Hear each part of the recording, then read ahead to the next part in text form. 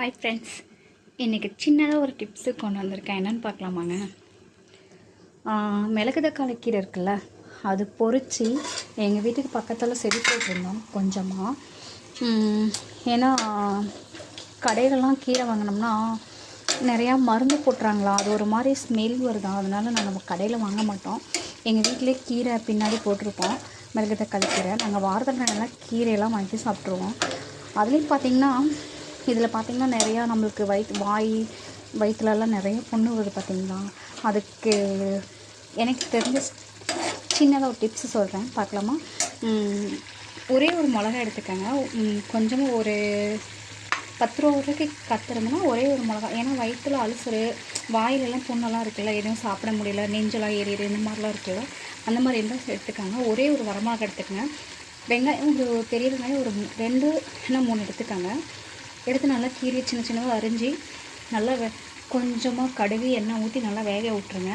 வேகும்போது கொஞ்சமாக 1 டம்ளர் தண்ணி இந்த மாதிரி ஊற்றி ஒரு உப்பு இதெல்லாம் போட்டு ஒரு 10 நிமிஷம் வேக விடுங்க. இந்த மாதிரி வெந்தோடனே நீங்கள் என்ன பண்ணுறீங்கன்னா, ஒரு சின்னதாக நம்ம டீ குடிப்போம்ல டம்ளர், அந்த மாதிரி டம்ளரில் இப்படி இங்கே பாருங்கள், கீரை எடுக்காதீங்க, இந்த மாதிரி தண்ணி அதுலேருந்து எடுத்து, எனக்கே மழை பெய்யனால ரொம்ப கோல்டாக இருக்குங்க கிளைமேட். வர டெய்லியும் எங்கள் ஊர்லலாம் மழை பெய்யுது. இந்த மாதிரி எடுத்துக்கிட்டிங்கன்னா நீங்கள் வேணுங்கிற அளவுக்கு குடிக்கிற அளவுக்கு எடுத்துக்கலாம்னு வச்சுக்கோங்களேன். இந்த மாதிரி எடுத்து, ஏன்னா மிளகா அதிகம் போட்டிங்கன்னா ஏற்கனவே நமக்கு வயிறெல்லாம் புண்ணாக இருக்கும். அதனால் மிளகா ரொம்ப போட்டால் ரொம்ப இன்னும் எரிச்சலாக இருக்கும். அதுக்காக தான் நாங்கள் எப்போயுமே நான் இந்த மாதிரி டிப்ஸ்லாம் நிறையா ஃபாலோ பண்ணுவேன்.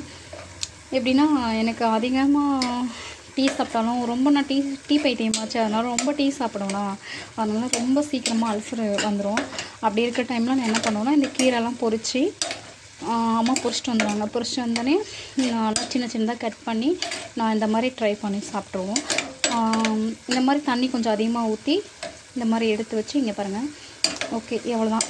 இனிமேல் கீரை வெந்துக்கும். இனிமேல் தேங்காய் போட்டு இறக்கிற வேண்டியதான். தேங்காய் போட்டு இறக்கலாம், முட்டையும் போட்டு இறக்கலாம். தேங்காய் முட்டை 2 மிக்ஸ் பண்ணி சாப்பிட்டா செம்மையாக இருக்கும். இங்கே பார்த்தீங்களா, இந்த மாதிரி எடுத்து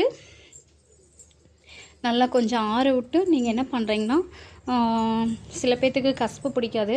ஆனால் இருந்தாலும் நம்மளோட உடம்புக்கு பார்த்திங்கன்னா, சாரிங்க இதெல்லாம் இங்கே வெண்டைக்காய் பிடின்னு வந்தாலும் அப்படியே போட்டு வச்சுருக்கேன். இந்த மாதிரி தான் எடுத்து வைக்கணும். முத்தின வெண்டைக்காயெல்லாம் ரொம்ப காயெல்லாம் முற்றி போச்சு. இங்கே பாருங்கள், அப்படியே கிடக்குது.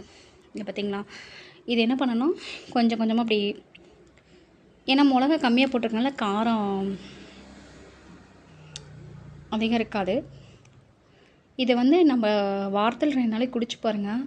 எல்லாம் செம்மையாக மாற்றம் இருக்குது. நான் அடிக்கடி இதான் ட்ரை பண்ணிகிட்ருக்கேன். நீங்களும் ட்ரை பண்ணி பாருங்கள். ஓகே, பாய்.